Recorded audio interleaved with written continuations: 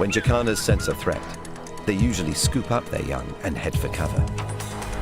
But his chicks are scattered too far. So he sends out a secret alarm call, triggering an incredible anti-predator instinct.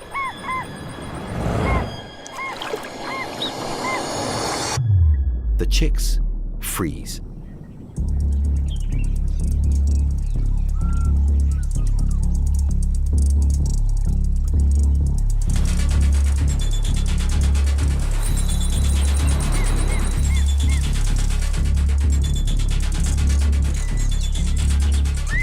All Dad can do is hope they keep as still as possible.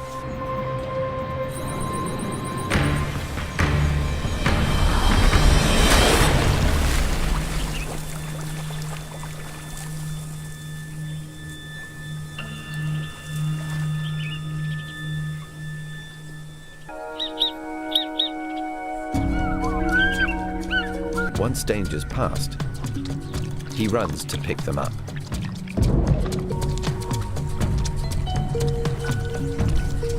But one of his chicks is still missing. Because she's underwater, she can't hear her dad's call. The more he searches, the more attention it attracts.